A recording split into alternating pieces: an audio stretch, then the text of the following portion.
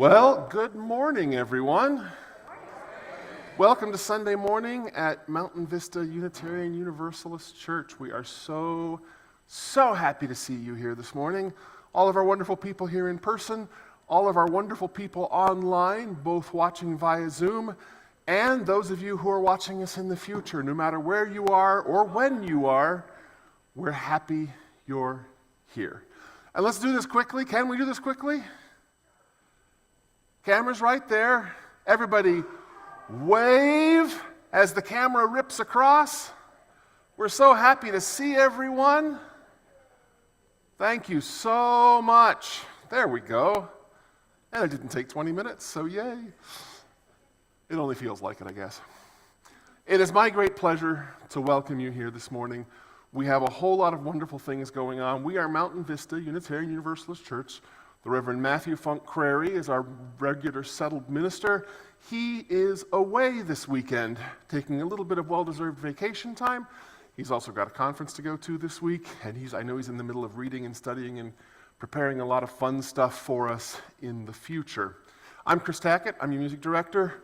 We are also assisted this morning by our PA team, Robin Bausell, who put the bulk of this service together, and Summer Addy, who's here helping us with reading. And I am also joined this morning for the also vacationing Joel Yelland. Julie Olson will be helping us out with song leading and some other treats along the way. Y'all know what this is, right? Y'all familiar with this button on the side? Some of them may have a button in a different place. Some of you may have to go through the software. But when you press and hold the button, it says silent. Would y'all do me a favor? Double check. If you hold it longer, it turns itself off, which would also be okay for the next hour and some. On this great Memorial Day weekend, we are excited to hear from Phineas Anderson, and we will tell you a whole lot more about him as we come up to his time in the service today. I also want to say a huge thank you to Lee, Ann, Vince, and Alex back in the back, helping us be able to be seen and to be heard and to be able to work across the many different platforms that we do. So thank you, tech people. And as always, Lee, it's good to see you back after a couple weeks away. Hope you had a good time away. Take a deep breath together.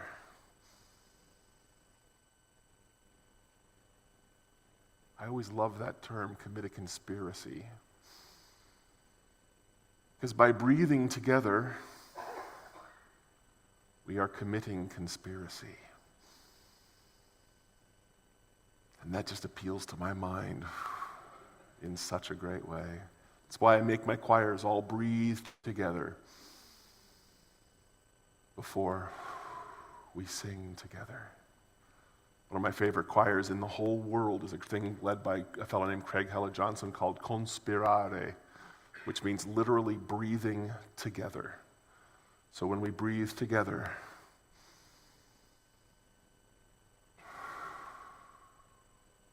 we literally live together, and we are here together. And how wonderful it is to be here together.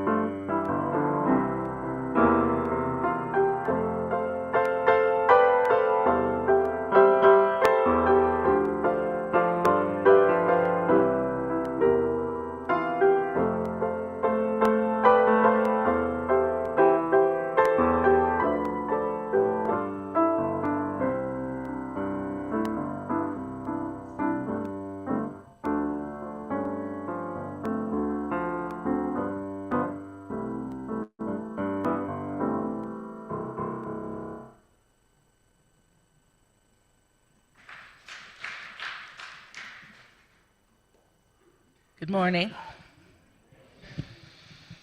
We light our chalice today with the words by Maureen Kaloran in a piece titled, "We Come Together Without Creed." In this free church, we come together without creed, focusing instead on the core values of justice, equity, and compassion, of mutual acceptance of our diverse ways of being, as we seek to connect ourselves more fully with the unfolding truths of life and of our world. We come together in shared conviction that all people deserve a voice in matters that concern them, and that it is up to each of us to protect the rights of all, particularly those who, for whatever reason, have long been held in silence.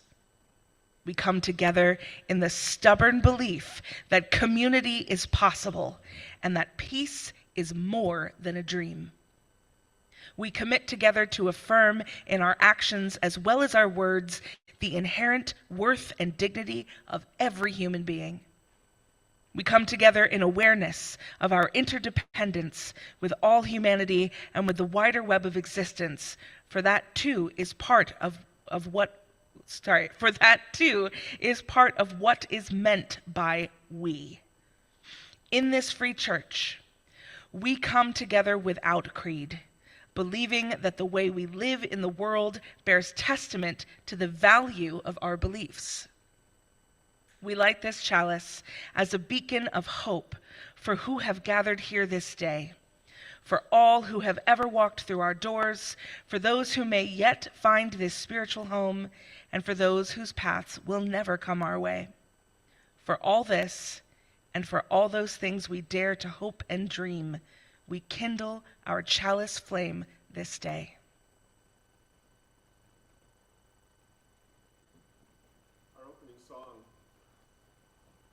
Our opening song this morning just sounds different when you're standing in different places, that's all. I'll trust the sound person. They're your friend. Yes. Our opening song this morning is number 304 in the Gray Hymnal, "A Fierce Unrest." I was interested to find out lately the words are actually by Don Marquis. We've spoken about him recently. Interesting poet from the first part of the last century. The tune, though, is American Shape Note, which Julie was going to tell us a little bit. Yes. So shape note songs are also sometimes called Southern Harmony. And this is a group of religious people who sing for the glory of God. You don't sing because your voices are beautiful, you sing because God expects you to. So even if your voice is not beautiful, you sing. And they sit in a square. They sing in 4 parts, and they sit in a square, and they take turns leading. And the first person keeps the beat, usually like this, but sometimes like this. So I might do both of those things today. It's not an artistic or a lovely sound. Nope. It is a sound to the glory of the community and to the glory of God. So if you'd rise with us as you see fit and sing with us.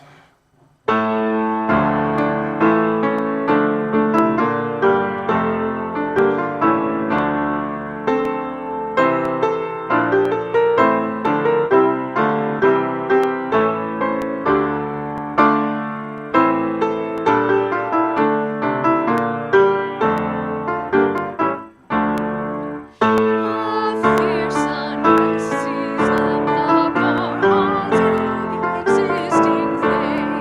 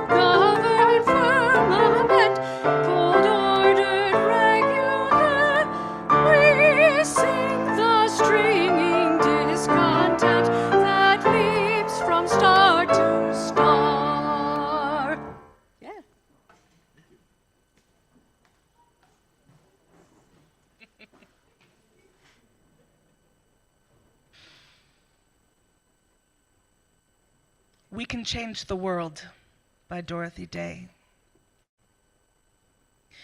What we would like to do is change the world. Make it a little simpler for people to feed, clothe, and shelter themselves. By fighting for better conditions, by crying out unceasingly for the rights of the workers, the poor, of the destitute, we can, to a certain extent, change the world. We can work for the oasis, the little cell of joy and peace in a harried world. We can throw our pebble in the pond and be content that its ever-widening circle will reach around the world.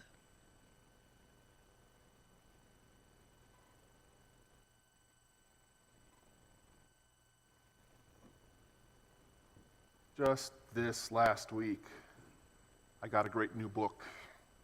Finally came out after a couple of weeks of delay. I believe he's New Zealander, Campbell Walker, wrote a book called Doom and Bloom. The Case for Creativity in a World Hooked on Panic. And I keep thinking, what a glorious, wonderful thing to think about. Even Leonard Bernstein said, in the light of one of the horrible attacks in the 1970s, the opposite of war isn't peace, it's creation. And the best way to deal with dark moments is through the act of creation. And so together, sometimes we face difficult problems and difficult times, as well as sometimes we think of wonderful things together, and we hear of wonderful things together. And so we come together each week and we pour out water, the symbol of life, the symbol of creation, the symbol of our community here. This water, not crystal clear, but tinged with the mud and the soil of the earth, both here in the Sonoran Desert, gathered from sky, from clouds, from rivers, from lakes, from oceans, all around the world. And of course, some of it from our own faucets right here. The miracle of that in the desert. As we remember people facing challenges and celebrating joys. And quite often our pastoral care team, of which Tom is one, comes together and brings us particular people to highlight or to share this week. Tom, who are we? Summer shares concern and joy and thankfulness that surround her son, Lucas, her beautiful son. Anyways, earlier this week he was hospitalized. He had an allergic reaction, and he's fine now. He's at home. He's happy. So we're very grateful to the medical community for making that happen. And when asked, like, well, what was he allergic to? Apparently, he's allergic to a virus. That'll do it. So for the challenges and angst of parenthood and childhood. Yeah. And for that, we take and we drop in a handful of stones to remember all those sorrows and those concerns and all the things that weigh on our minds and our hearts. And we grab another handful of rocks and celebrate all the joys, the birthdays, the anniversaries. We remember as well on this weekend of Memorial Day those who gave their lives in defense of their country.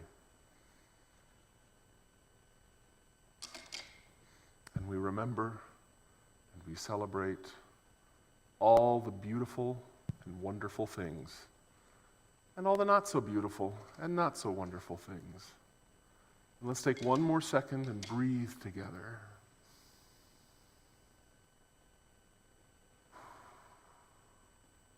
One more. Commit one more conspiracy with me.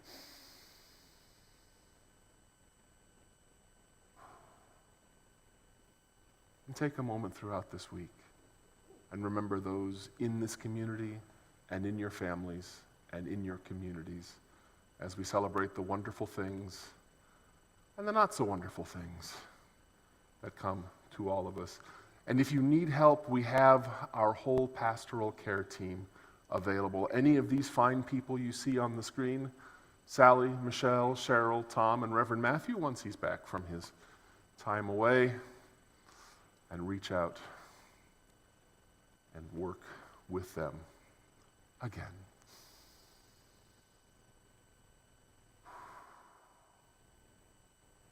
Thank you.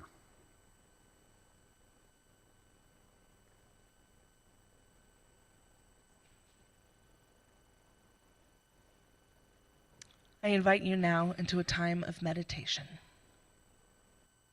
Let us settle into this moment. Close your eyes if you like. Find a comfortable position as you are able. Feel your feet grounded to the floor, your weight supported by the chair beneath you as a representation of your connection to the earth. Steady, rooted, sacred. Breathe in possibility. Breathe out expectation. We gather today in a world that feels heavy with injustice, division, and despair.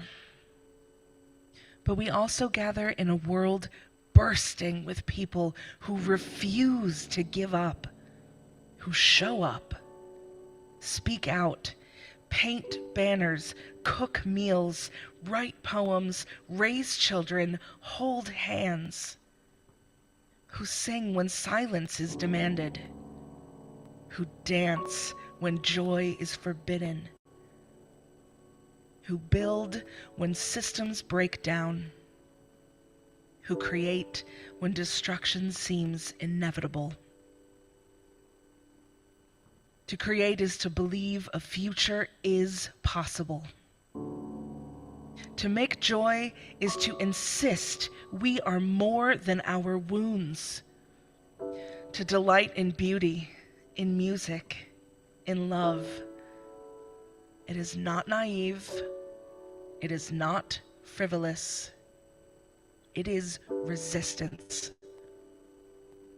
Breathe in the fire of creativity. Breathe out the weight of despair.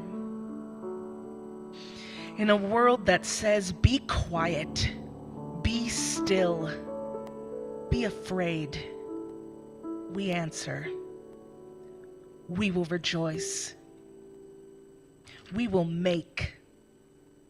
We will imagine together. This is the heart of pluralism. Not just tolerating difference, but celebrating it, learning from it, co-creating with it. Let us hold space for the sacred power of joy. Let us honor creation in all its forms: art, protest, community, life. Let us remember that when we resist with joy, we remind the world what is worth fighting for. Breathe in joy as an act of resistance. Breathe out, I am part of creating it. Blessed be, let it be so, and so it is.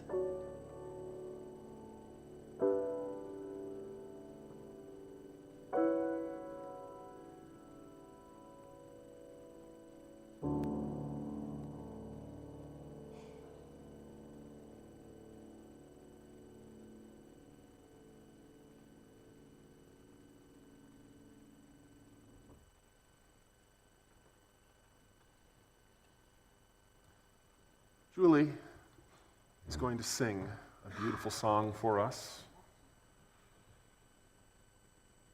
And we're also going to record it, if you'll forgive us, as a gift to Reverend Bethany down at UUCT, who's been a good friend and wonderful person in both of our lives for many, many different reasons.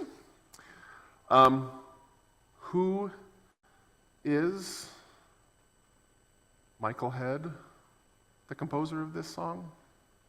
I have no idea. He was active approximately 100 years ago. This song has a copyright date of 1929. The poem is a lovely piece of British pastoral, the idea of the beauty that we see in nature and in life all around us. Beautiful piece of music. Sweet chants that led my steps abroad.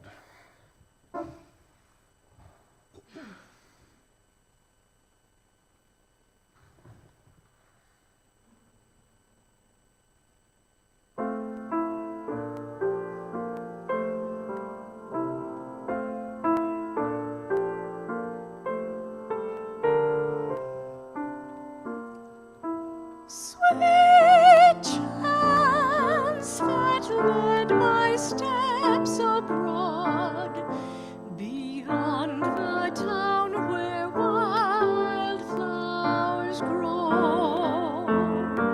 A rainbow and a cuckoo, Lord, how rich and great the times are now. How rich and great the times are now.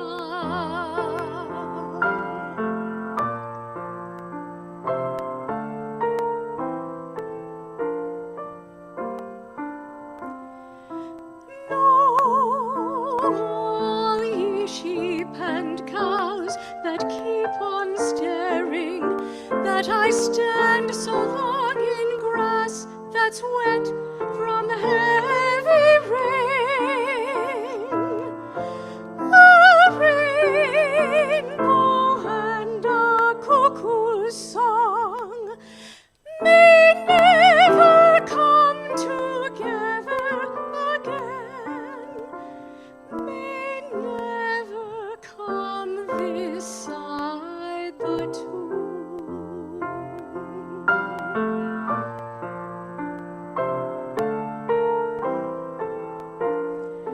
A rainbow and a cuckoo's song may never come together again.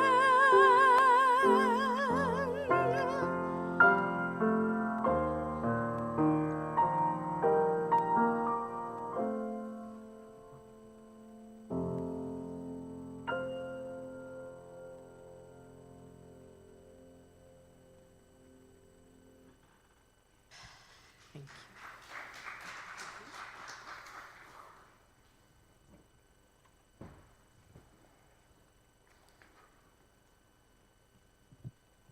Chris and Julie, that was beautiful. Hands Off by poet, activist, and author Adrienne Marie Brown, written for the nationwide protests that happened on April 5th. Did you hear? We took to the streets, greater than ever before, in all our wild masses. I mean no insult, I'm sure you heard. It's American history, impossible to ignore. And aren't we at our favorite part of every take? Only, we have a crisis of courage. Our broadcasts grow stale, stitched newscaster lips type long nothings with blank fingertips. Directors avert the camera's gaze. Money can buy them a media haze. So I'm making absolute sure that you know, because I love you so. We spanned over 1,200 places, clever and kooky, gorgeous, outrageous. We marched across pavements and timelines, arising from millions of front lines, into one struggle, united. We see the billionaires oh so clear. The greed has trapped us inside it. We are breaking Earth out of their future. This isn't way back then or way far off. It's right now, and you are invited. They want us all to be overcome, but we're alive, informed, and enlightened. Go tell somebody, and then tell someone else. This chorus needs your voice. Did you hear? It's not too late if life on earth is still your choice.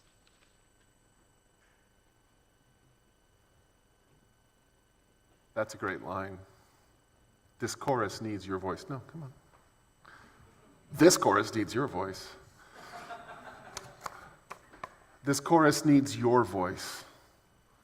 And the fun of singing in a chorus is you don't have to be a beautiful, perfect, lovely soloist. If you can't sing like the song Julie just gave us, that's fine. Join us and sing how you sing, which is a good excuse to say, please rise with us as suits your custom in body and spirit. Number 305 in our gray hymnal, De Colores. We will sing the Spanish verse, and then we'll sing the English verses.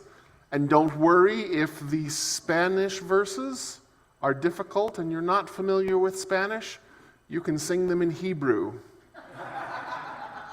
which means lie, lie, lie, lie, lie, lie, die, die, die, however works, la, la, la. It's not important what you sing.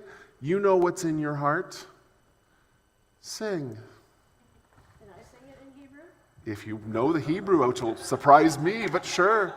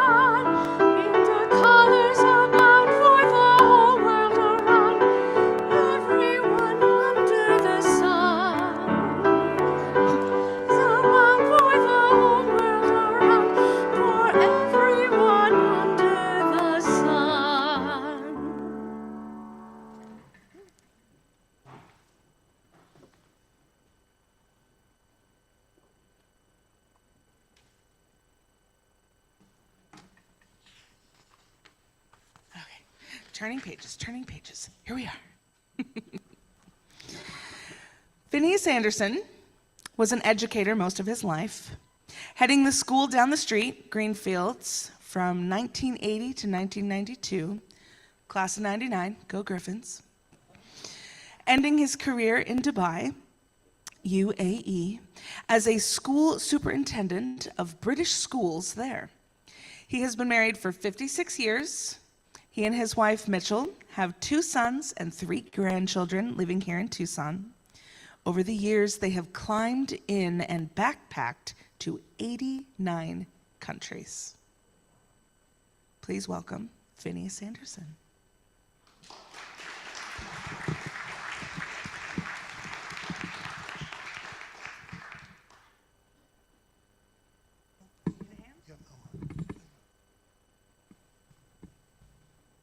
So are there any vets in the audience?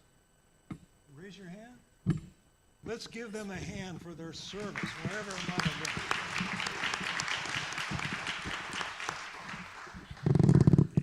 That was loud. Oh, here we go. Here we go. I get right next to it, huh? Just gonna do. How's that? Hello? Okay. We did Okay, it. good. We did it. All right. Your readings were so right on and said so eloquently. Really appreciate it. I'm not going to be as eloquent. Please. I'm curious how many of you go back to the days of the double trailer for UU? Okay, there's a good number. Good number. It is amazing to see. It sure did. I was just thinking. It was probably around 2016. It's been close to 10 years to get to here. And I'm thinking of all that you had to go through in terms of selling land, going down to Greenfields at one point where there was services, and then at a church. I mean, the progress that's been made. I walked around here the other day because I came last week. It's just fantastic. So there was clear leaders that were able to pull that off with a bunch of people who followed and did what they could to create this space, but terrific. I'm really impressed. So I noted in a couple of bulletins ago that the month of May was devoted to taking action now, and I have a subset title for that. Don't be shocked with some of the things I talk about, and I will explain. But the title I have is Nuclear Weapons, FGM, and Trump. So the question is, those 3 items, nuclear weapons, FGM, and Trump, how do they relate to each other? And I think you're all thinking the way I am. They're all terrible, and we have to get rid of them all. That's the kind of thing. So what I want to do, actually Robin mentioned this too, I have taken action in all 3 of these subjects. And she suggested that I talk about how I handled or how I tried to tackle as a person who took these on, and how did I actually do it. Now, my role more typically has been the leader, but followers are the essence of everything. Without the followers, leaders are irrelevant. But I have fallen in the leadership role in a variety of capacities, including these 3 topics. So let me state 3 actions that a leader must take to actually make a difference, to try to have something actually happen. The first is to really study the issue that you're focused on. If you're motivated to go against Trump, you have to really study him. Nuclear weapons, you have to study nuclear weapons. You have to study female genital mutilation. So you have to study it, become an expert at it. The second thing is to find people who are already in leadership positions that know about it, get to know them, try to join them, and try to find your niche. And the third thing is to persist. You don't give up. You got to keep at it. So those are the three key things. And what I want to do, if I can, I'm not going to be able to go into much detail given the time limitations, but if you have some questions that I raised during this talk, please afterwards come up to me and we'll talk about it. So let's deal with the first issue of nuclear weapons. I don't know, well, I see some people that are probably kind of around my age. I'm 83. So you may remember back when you were in 6th grade, 1954, diving under the desks because the situation was felt to be so serious. The potential of nuclear war was so serious back in those days between the Soviet Union and us, so it affected me. And it affected my father because he actually built in our backyard a bomb shelter. I mean, he took about 3 or 4 months. He dug a hole, put concrete on it. We had supplies, the whole bit, so that was something that affected me. And I remember in college, I ended up getting a poem published called Then There Were None, obviously after a nuclear war. So the thing that got me going probably in terms of leadership was President Reagan. He, as you may remember, called the Soviet Union and others an evil empire. And he kept on talking about this, and it certainly got me and many others concerned that there was a real chance of a nuclear outbreak. Also, you may remember the book by Jonathan Shell called Fate of the Earth. And that focused on nuclear winter, and that there would be so much soot that would go up in the air, it would block sunlight, it would start causing vegetation couldn't grow, and billions of people would die. So I organized at least my first protest here in Tucson. I had Greenfields from 80 to 92, and this was early on in the early 80s. And Davis Monthan was storing cruise missiles. And cruise missiles can be used as tactical nuclear weapons. Tactical weapons are, up to 500 miles. Strategic or ICM ballistic missiles can go thousands of miles. And those are the ones that we were most worried about with the Soviet Union.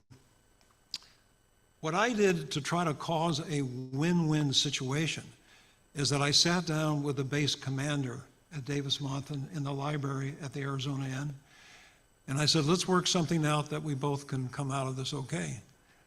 I said, let us go over the barbed wire fence, drop on the other side, and then you don't arrest us, but you escort us out.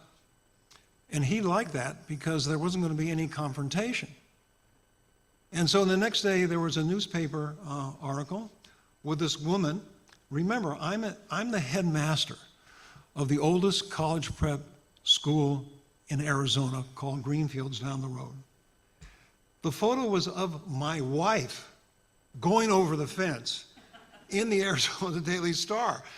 So fortunately we didn't suffer any repercussions from that. And it turned out that my board of trustees was good about things like that. So anyhow, that's how we do it, and that's how we're trying to operate when I get to Trump with the police here. We try to develop win-win situations. We really sit down with them, tell them exactly what we're going to do. And as you know, we've now done 8 Tesla protests that we've organized. We've done one for Social Security and Medicare and Medicaid. And I'll tell you about what's coming next. During the same time in the 80s, myself and another individual started something called the Arizona Center to Reverse the Arms Race.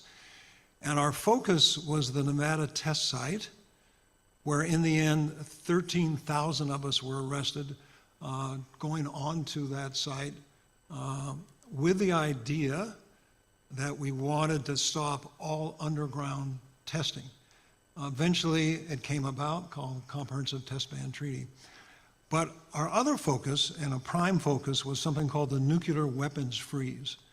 The idea was for the Soviet Union and America just to stop their production, the testing of nuclear weapons, and the idea was to continue to start reducing it. Once we got it stopped, that's what we hoped to have happen. So we really focused on that. And in this situation, I became a real expert about nuclear weapons, and Reagan was really worried about what we were doing. There was a resolution that was introduced to the U.S. Senate about the nuclear freeze. The House actually passed it. We had city councils and city supervisors all over the country actually supporting this resolution. And then they sent people out, including here in Tucson, and I had to debate people with the United States Defense Department.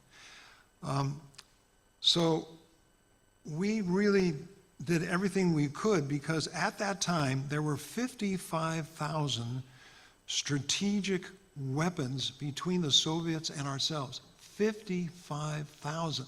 That's not, I'm talking strategic, the ones that can go long distance. I'm not talking the tactical.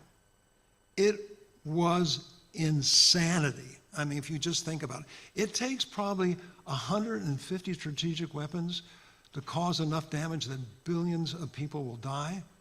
And can you imagine that these two were in such a competitive race that they were, I mean, it was nuts. 55,000 if you think about it. And guess what would be one of the key cities that would be bombed in America would be Tucson, Arizona, because surrounding us were 18 Titan missile sites with our biggest weapon. Can you tell me the sense that our government made to post these nuclear weapons around cities? It was too much. Anyhow, at one point, I end up suing the Wall Street Journal because they misinterpreted what the freeze was. They said that America was unilaterally freezing its weapons, not asking the Soviets to do it. It turned out there was something called the National News Council, which I wish still existed. It was composed of editors around the country. People like myself could submit a brief of some kind. I'm not a lawyer, but anyhow, I submitted this thing. About 17% of them get approved, and the National News Council felt that the Wall Street Journal needed to apologize and to put something in the paper that they in fact erred in discussing what the nuclear weapons freeze was all about. Things calmed down when Reagan came to his sentence. Fortunately, there was Gorbachev on the other side. He made a lot of sense, and one thing led to another, that they came up with a number of nuclear agreements around weapons. Then the founding dean of Harvard School of Government, Graham Allison, wrote a book called Nuclear Terrorism, the Ultimate Preventable Catastrophe.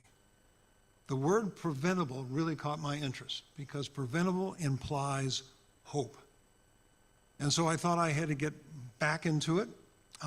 So at the time, Mitch and I and our two boys, I got a job at the head of a college prep school in Toledo, Ohio, called Maumee Valley Country Day.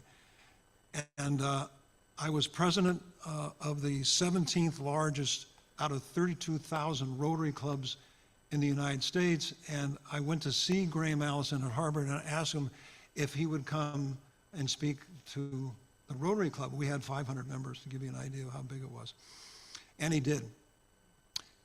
And I then invited him to our house, and there were some big donors to my school. So there potentially was a conflict of interest here. But I talked to some of them and I said, you might want to be interested in hearing this guy. And then the idea was that I was going to approach them for money, not for the school, but actually to develop a film, which was produced in 2010 that you can see on YouTube, and it's called The Nuclear Tipping Point. And we had General Colin Powell introduce it. We had Michael Douglas narrate it. And then we had Henry Kissinger, George Shultz, Sam Nunn, and Bill Perry, Secretary of Defense, Secretaries of State, head of the Armed Services Committee, to talk about why they felt these weapons, which at one time they favored when they were in office, now felt that they were a liability, and we wanted to get them on film before they died because they were all like in their 90s. I talked to George Shultz at the Heritage Foundation at Stanford, And I asked him, how come you're still alive? You know, I mean, I didn't quite put it that way. But I said, what do you do to kind of keep on going? And he talked about swimming every day and walking. And, you know, we had a good conversation because I was getting older then. I mean, I think I was in my 70s then. So anyhow, so that's how things ended for the nuke stuff. And I still keep my eyes on it, and we'll see what Trump has to do with it. Female genital mutilation, my wife and I have 11 goddaughters. And PBS did a special based on Nicholas Kristof and Cheryl Wu Dunn, his wife, called Half the Sky. It was based on their book, Half the Sky, Turning Oppression into Opportunity for Women Worldwide. And one of the topics was FGM. So we were imagining one of our daughters to be going through this very painful process. And I felt we had to perhaps enter in engagement with people that were trying to do something about it. Now, this is viewed as a women's issue. And so for a man to get involved can be suspect. This is where I really had to study the issue. I really had to know what I was talking about. And there was a woman up in Phoenix, Dr. Krista Johnson, an African-American gynecologist. And she was heading something called, let me see, I have it down here, the Refugee Women's Health Clinic. It was a branch of the Maricopa County Hospital. And as she saw my sincerity in trying to do something about it, she would vouch for me as I was going around talking to various groups about this particular topic. I then contacted a successful operation that was really causing villages through Senegal to stop FGM. And the organization was called TOSTAN, and they put me in touch with something called the Wallace Global Fund. Now, this is what I mean. You can see what I've talked about so far is getting in touch with different people that knew more than myself or that could lead me on to the next step. So I was able to suggest to the Wallace Global Fund, and Wallace, by the way, was vice president under FDR, and he made a lot of money in agriculture. And it turned out that one of his daughters knew about FGM and wanted to do something about it, and she was on the board of the Wallace Global Fund. So when I was suggesting that we do a couple of meetings a year where we bring government officials, US government officials, with people who are heading anti-FGM initiatives, not only in America but abroad, to do that twice a year, it could be important to try to help reduce this practice. Well, one thing led to another, and there were two HHS officials that were a part of our group, and they were able to move some money around, and they came up with $8 million grants, $1 million grants, to focus on how people could try to reduce this practice worldwide. Turned out that Dr. Johnson, up there in Maricopa County, with a little team, ended up getting that $1 million grant for Arizona. So we were very happy with that fact.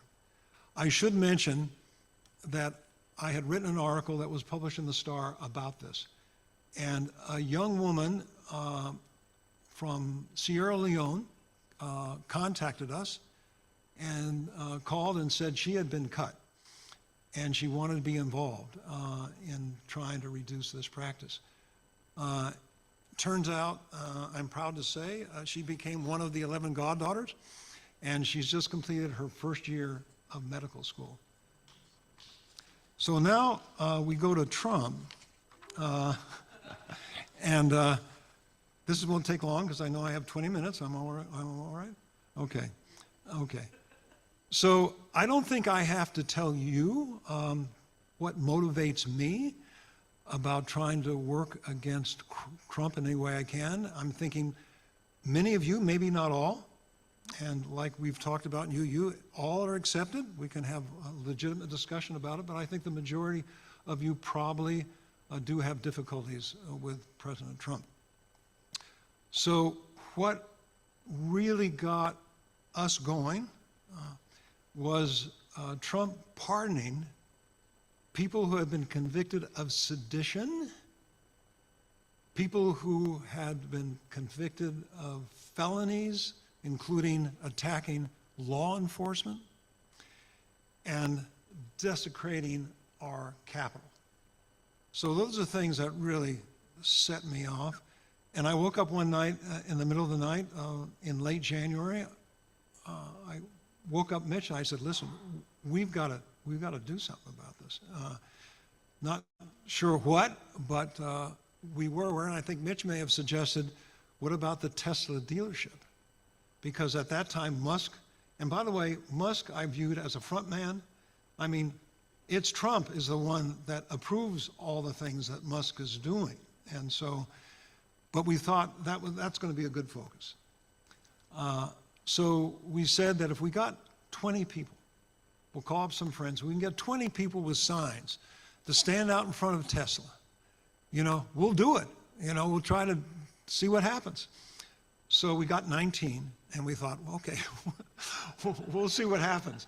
And so we got out there, and it turned out that 54 people showed up. And this was 8 days before Tesla takedown was established. We're here in Arizona, here in Tucson, we're the first.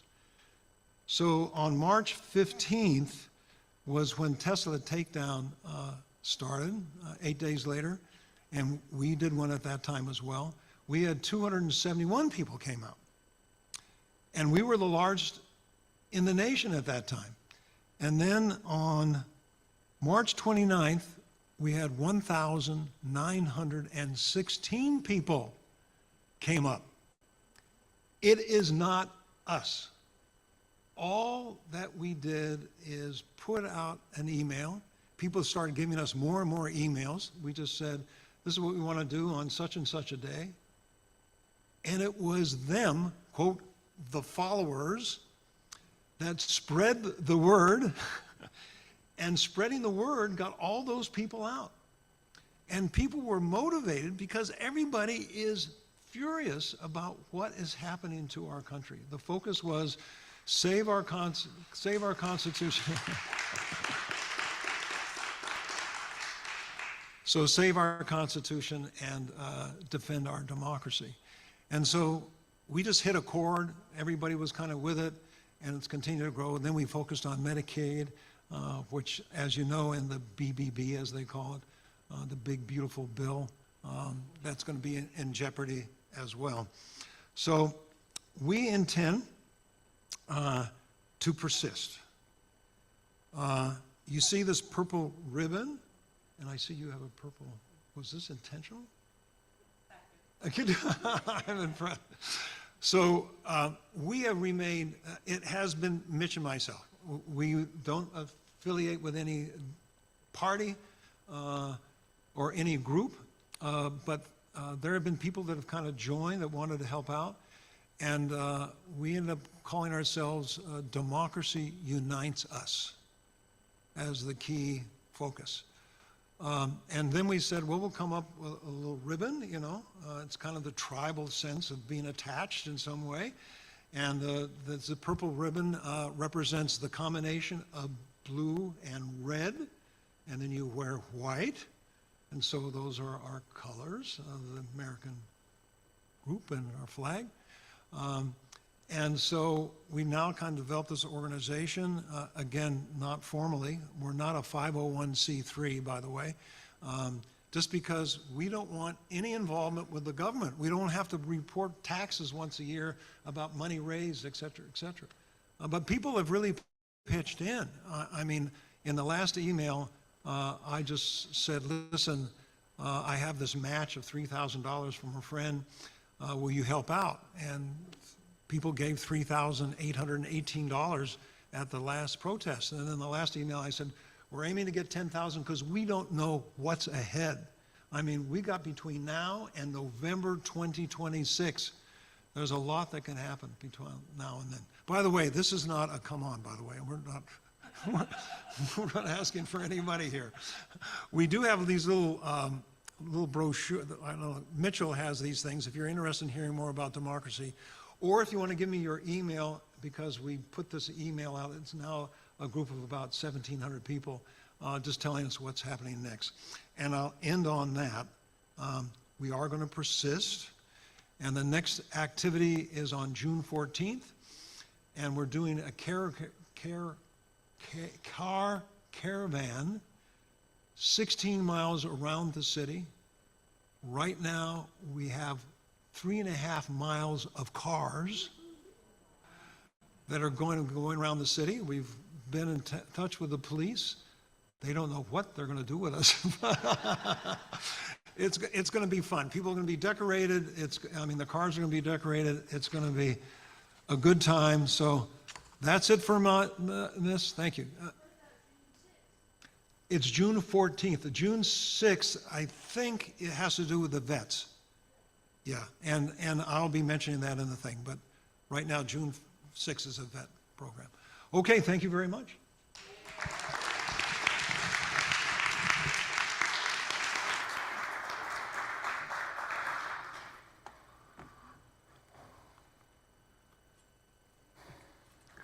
How can we possibly respond to that?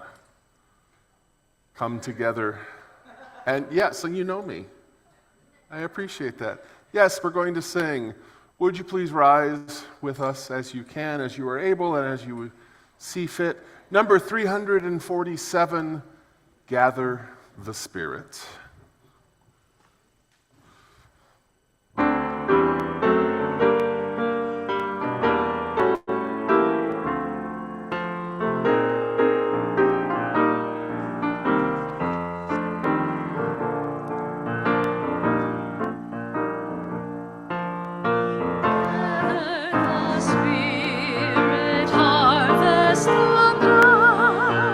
Our separate fires will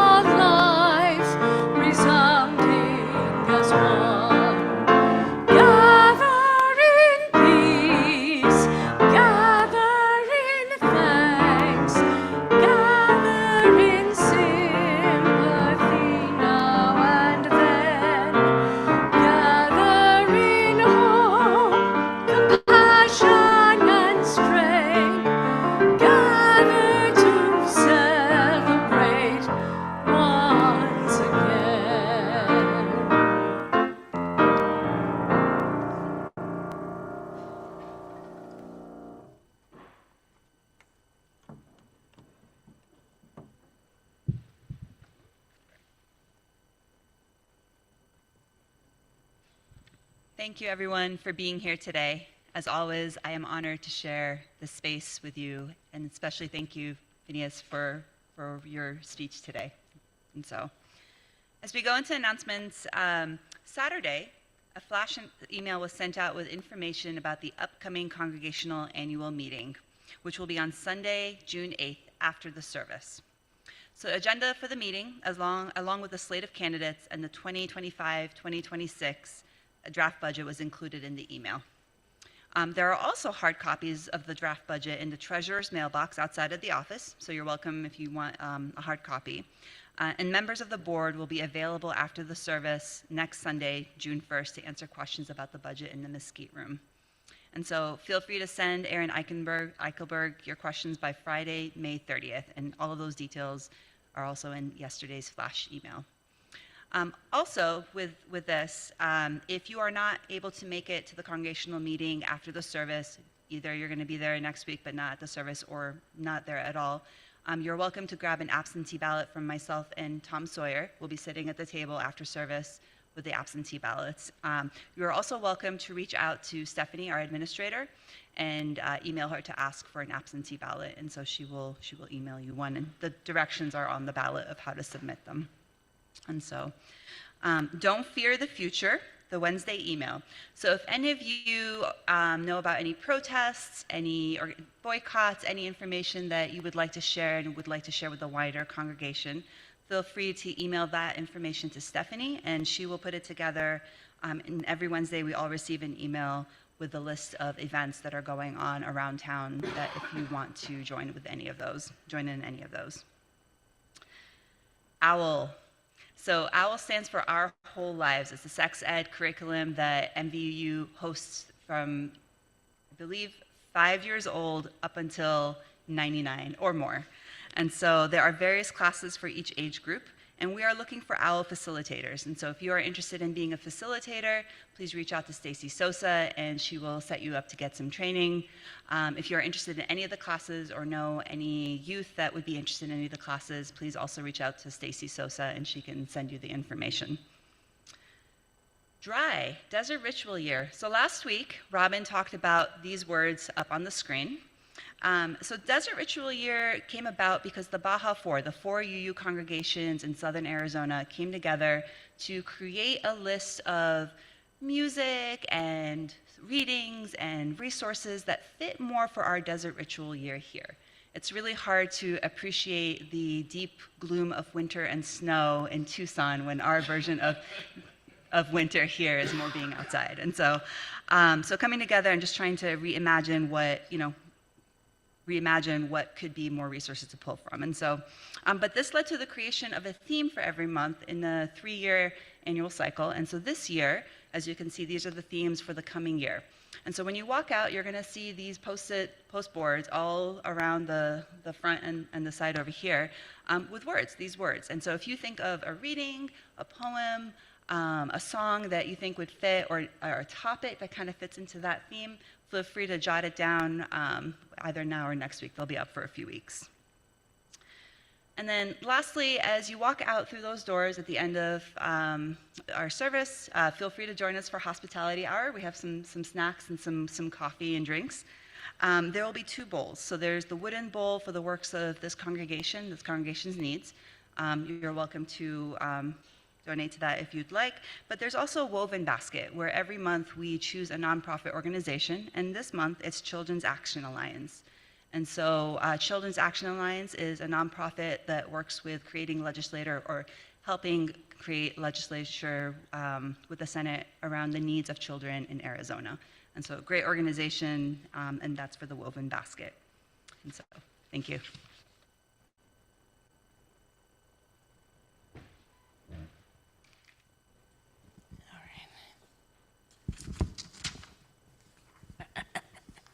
It's my book. I can rip it if I want. Our chalice closing today is The Richness of Our Differences by Julianne Lepp. We seek our place in the world and the answers to our heart's deep questions. As we seek, may our hearts be open to unexpected answers May we be reminded that all beings are whole, sacred, and worthy. Let our hearts be welcoming of multiple truths, not holding hard or fast to closed-mindedness or judgmental thinking. What can we learn from each other in the richness of our differences? May the heart of compassion help us recognize the sacred in each other and bridge differences in these challenging times. May each of us be held in relationship, accountability, and the power of beloved community. Blessed be. Thank you, Phineas, and thank you, everybody. Every week I struggle through what to play for postlude. I don't think I can say it any better than Jim Scott did. So this is going to be another one of your do-it-yourself postludes. Would you rise with me and sing again the last verse of Gather the Spirits?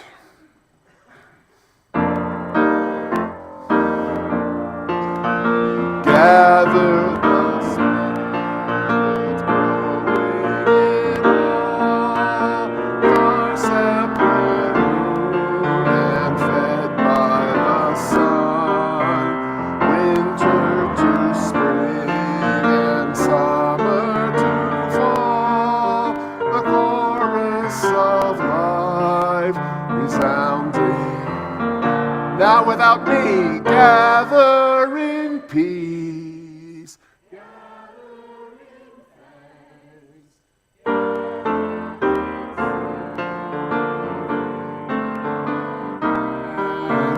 gather in hope, compassion and strength.